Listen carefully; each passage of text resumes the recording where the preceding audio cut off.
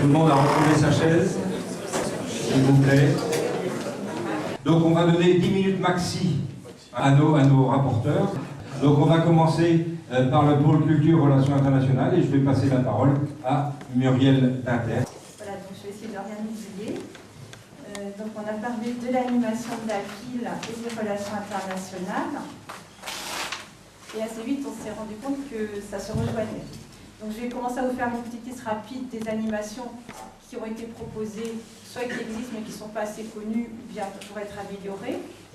Et ensuite, vous dire les liens, enfin les attentes des relations internationales et les liens qu'on a déjà entre nous et qui pourraient être améliorés aussi.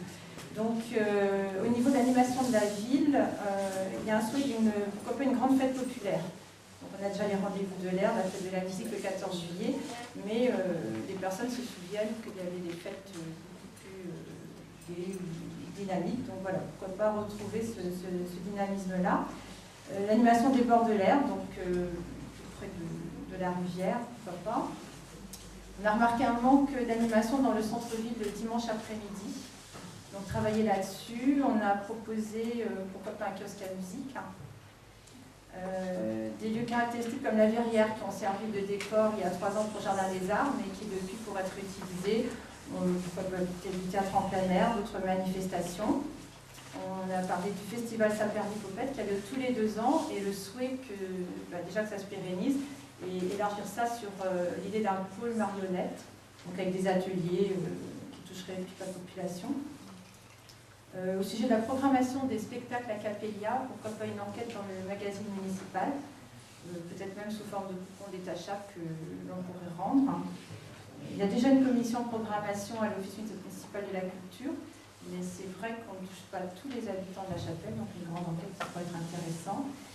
L'aménagement d'un parc avec un point d'eau, ça a été soulevé. Pourquoi pas un écran cinéma en plein air. Une manifestation pour l'arrivée du tram-train en 2014. Donc tout ça, ce sont des idées qui ont été lancées comme ça, qu'on pourra creuser. Au niveau des relations internationales, la question a été posée déjà, est-ce que les habitants, ou en tout cas les personnes présentes, connaissaient les comités de jumelage, les associations qui s'occupent de relations internationales? Qu'est-ce qu'on attend de ces associations? On est tous d'accord pour se dire que la transversalité entre les acteurs associatifs ou autres, que ce soit culturel ou relations internationales, voire sportifs, est toujours intéressante. Au fur et à mesure de la discussion, on se rend compte qu'il y a un tas de choses qui se font, pas forcément des choses qui sont connues de tous. Donc un gros travail à faire sur la communication, déjà pour que les associations se connaissent. Donc, on a des offices municipaux, mais on a encore du travail à faire pour que la communication passe vers le public. La mutualisation des efforts, que ce soit au niveau de la logistique, on a vraiment besoin de l'aide technique des services municipaux ou autres. La mutualisation aussi des moyens entre associations, voire entre habitants. Donc il y a un grand projet là, qui voit le jour, la Maison pour tous. Donc il y a des personnes qui sauront mieux en parler que moi là ce soir. Mais on vous annonce déjà la première assemblée générale le 2 décembre à 20h30 ici même. Donc voilà, on laissera la parole tout à l'heure. On se rend compte que cette maison pour tous, il y a un tas de choses qu'elle pourra éventuellement communiquer aux habitants. Et ça permettra de mieux connaître les manifestations qui se passent à la Chapelle. Donc voilà en gros ce qu'on s'est dit. On a parlé de l'arrivée du tram-train, mais aussi de la commémoration du 14-18, qui a été évoquée tout à l'heure comme grande animation au niveau de la ville éventuellement. Donc je me permets de rajouter. Mais tout à l'heure, chacun pourra rajouter un certain nombre de choses. Donc, merci Muriel. Donc on voit, merci Muriel, on peut l'applaudir. Donc, Jean-Pierre Guillonneau, à toi de nous parler sport. Alors pour se mettre en jambe, plein de petites questions qui sont arrivées au début de notre groupe de travail. Pour les sportifs présents dans cette salle, ça va être une question récurrente. Manque de créneaux pour les clubs sportifs. Ça ne prendra rien à personne, c'est revenu d'une manière générale. Et une autre petite question qui est arrivée pour lancer les débats, c'est qu'un club sportif nous a dit que lorsqu'on arrivait de Sucé-sur-Aire, il n'y avait aucun panneau qui informait des activités, des grosses manifestations de la commune. Pas de calicot, etc. Dans les petits détails pour commencer, avant de se chauffer, il y a la question de l'arrivée du pôle France Aviron à Port-Barbe. Alors l'adjoint au sport a clairement dit que ça dépendrait du CREPS et non de la commune. Que le CREPS, l'arrivée du CREPS à Babinière a été votée le 3 juin, donc c'est un projet qui devrait voir le jour en 2017. Dans les petites questions aussi qui sont venues, c'était aussi la mise à disposition d'un défibrillateur mobile pour les grosses manifestations, parce qu'aujourd'hui il y en a mais qui sont fixes.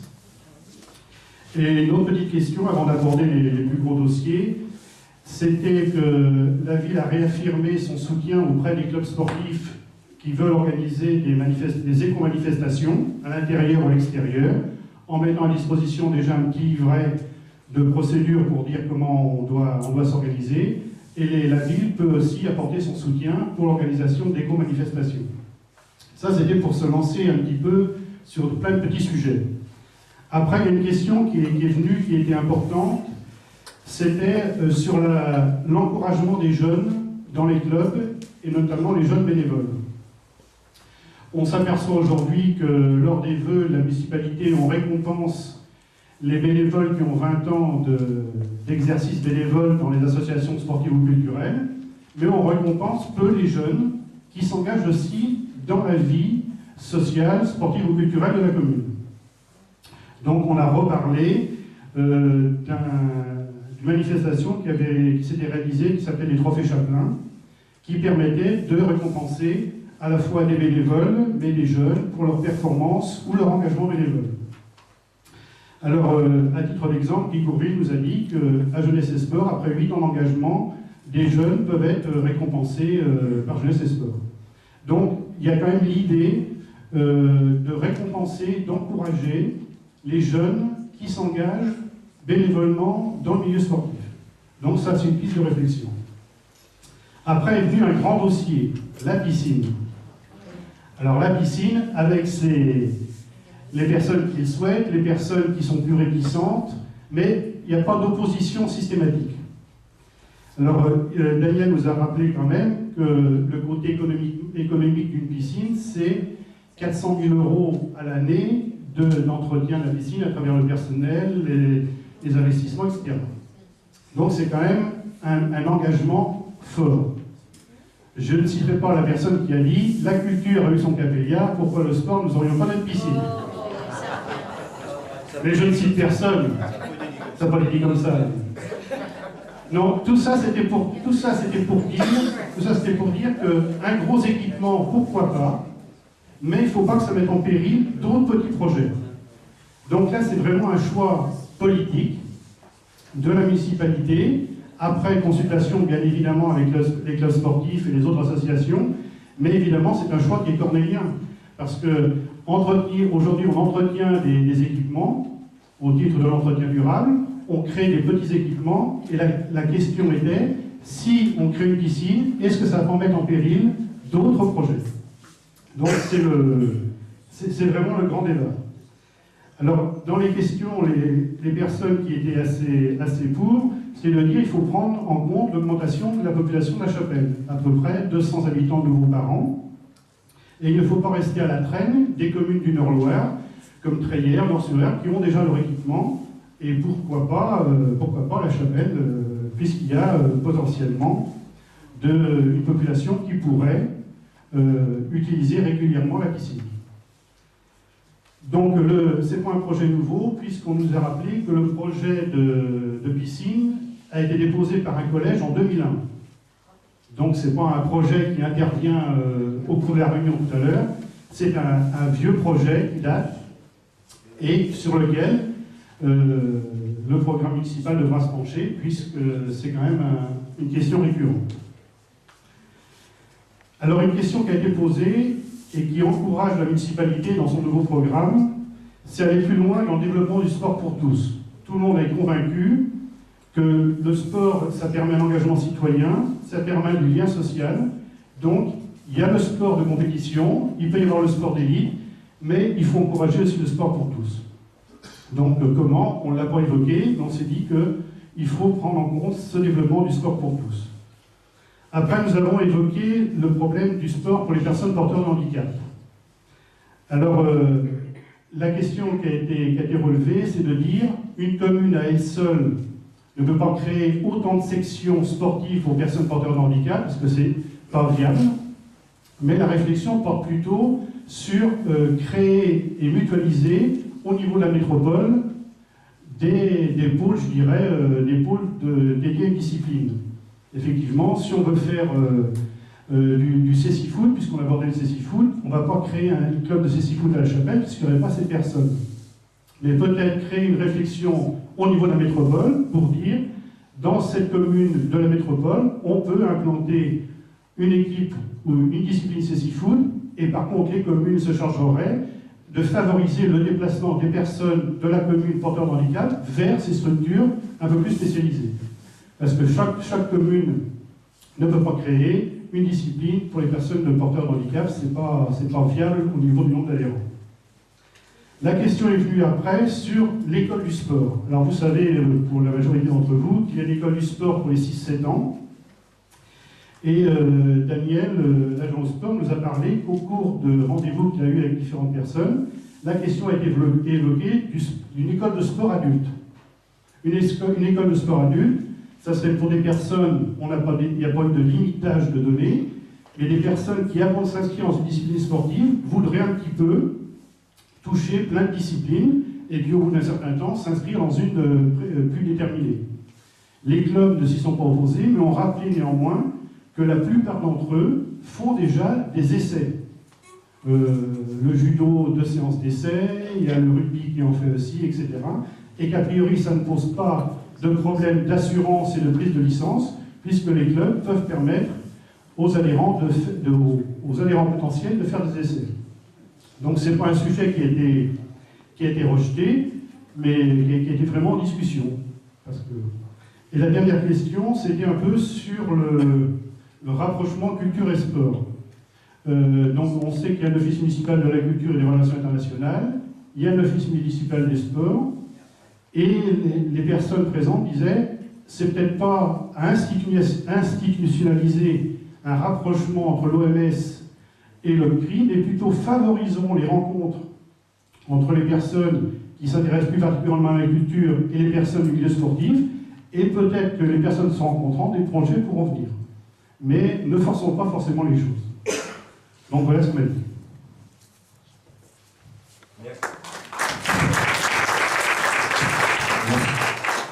Merci Jean-Pierre, je comptais sur un sportif pour faire un sprint, je vois que c'est un marathon. Voilà. Bien, on va aller sur le pôle éducatif et donc je vais passer la parole à Marie-Charlotte Talbot. Bonsoir. Le pôle éducatif, on a commencé avec la vie scolaire. Et donc l'échange a été assez important sur les rythmes scolaires.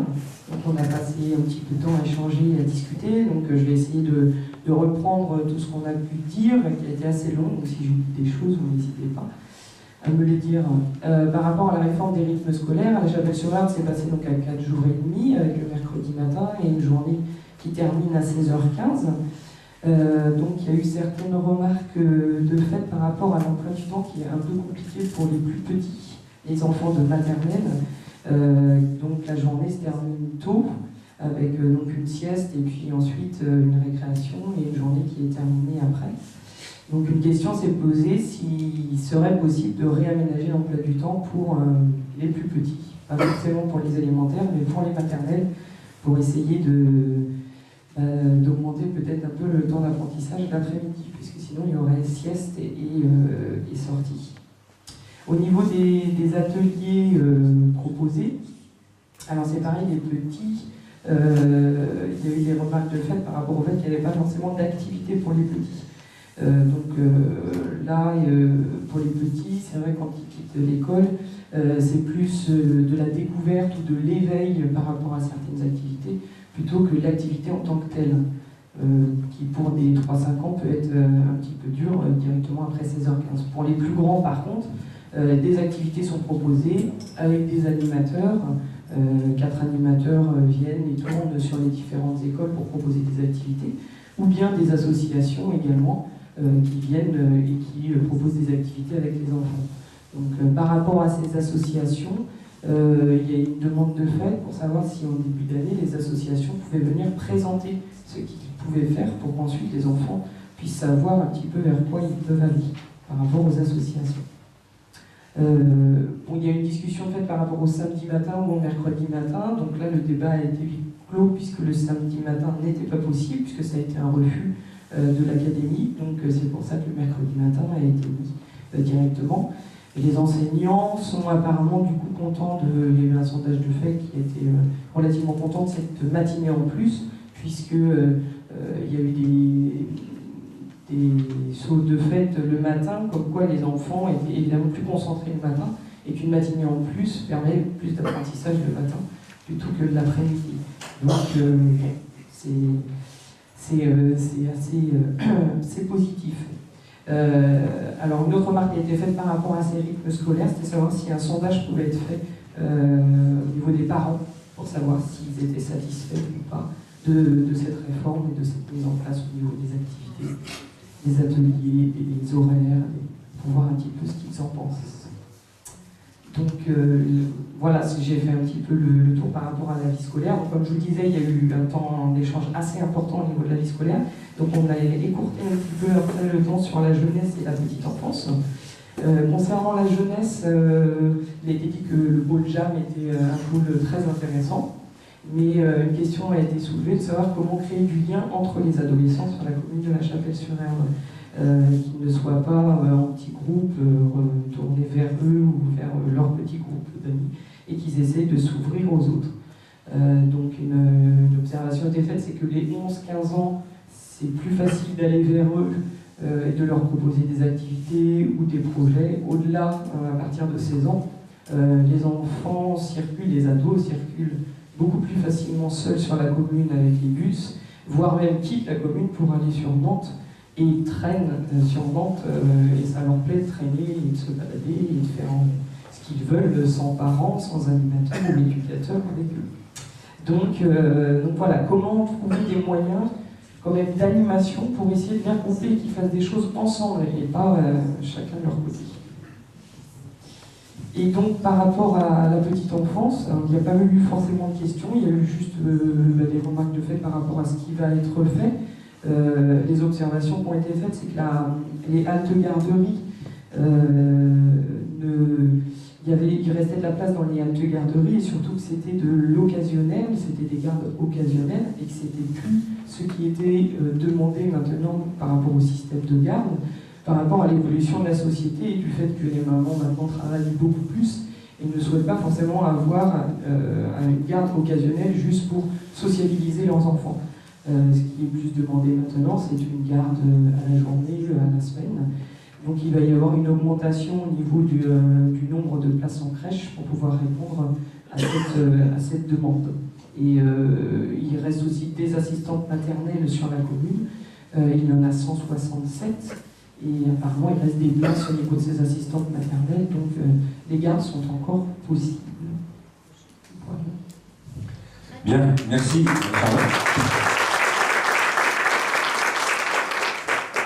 Donc, encore une fois, merci à Muriel, Marie-Charlotte et Jean-Pierre. Donc, voilà les synthèses de fait du travail qui a été fait sur les 3 pôles.